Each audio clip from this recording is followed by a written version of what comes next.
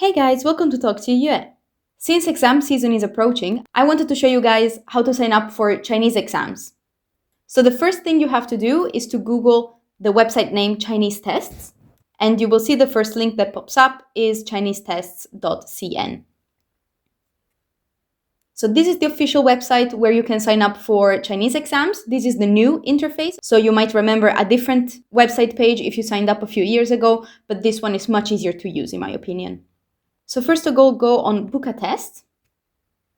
And here you have to log in if you already have an account, and if you don't, then click on Register Now. To register, simply enter the information that is requested on the screen. So once you have successfully logged in or registered first and then logged in for the first time, now you can click on Book a Test again. So here you simply have to enter your information. So test type, you will see a drop-down menu, select the type of exam you want to take. For example, I will select HSK, and then the test level, let's say HSK 4. And then you will have the option to choose between a paper-based test or an internet-based test. Keep in mind that for every date or for every location, not all options are always available. So my advice is to always double check on the website of your reference Chinese Language Institute which options they offer on which day. So I will select paper-based test and then a test date. So the dates that pop up here are the dates that are available for paper-based exams. So let me pick a date in March. And then you have to enter where you will take it. In this case, it is a paper-based test. So I have to enter the specific test center where I will take it. If you selected a different format, you might get different dates. As you see, March 7th is not available anymore, so you will have to pick a different date. And for internet-based test at home, for example, there is no option available right now. So let's go ahead with the paper-based test. Select the place where you will take it. So for example, Europe on that date. And then it gives me the option to select France. And then the reference Confucius Institute. So again, this depends on the date that you pick and on the format that you pick. So always make sure you find the correct date and the correct format for the institute that you want to take it with. So click on Next. And here you will be asked to enter your personal information. Some of it is quite straightforward, so your full name as it appears on your ID, Chinese name if you have it, if you don't, it's not a problem, it's not a mandatory information, date of birth, gender, nationality you can select, and then the type of ID that you will use. So you can choose between these. Make sure it is the same ID you will bring on the day of the exam, because otherwise they will not let you in and they will not let you take the exam. So be very careful that all the information relating to your ID number or passport number is correct.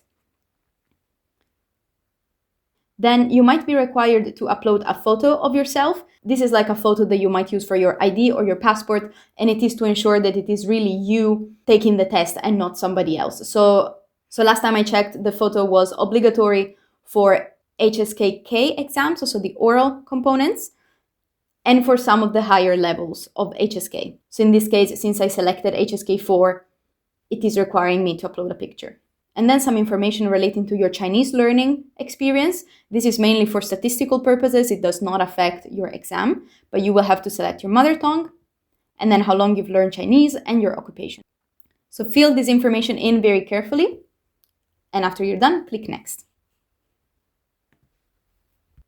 Now you have to enter your mailing information. As the screen says, they will send the score report and the certificate to the test center where you registered. This is because this is a paper-based exam.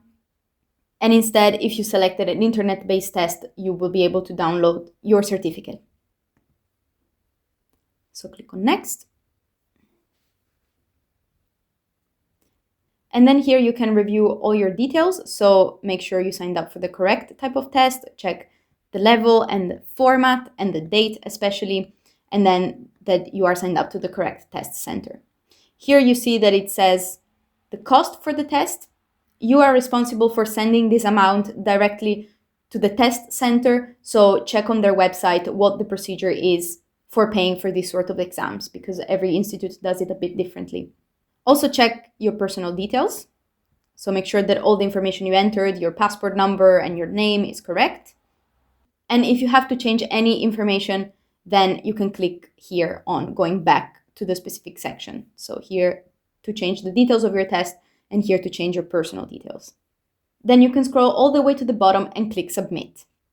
So after you have successfully submitted your application, then you will receive a confirmation email. And then if you want to make sure that everything went well, you can always come back to the home page of the website and then go into your own profile and then click on test records. Here you should be able to see all your previous tests and the new ones that you're signed up for. Now I logged in into one of my students' accounts, so you will see a different date and a different level from the one I showed you during the selection, because I didn't actually submit my application for the HSK4. But if you scroll down, you will be able to see the test level of what you previously took, the format, the test center, and then the dates, and then the status. So right after you sign up, it will say unpaid, and then you will have to go on the website of the Confucius Institute and find out how to pay and send them the money directly according to their procedure. And then after a few days that all of this gets elaborated, your payment status will also update in the Chinese test websites and it will say paid.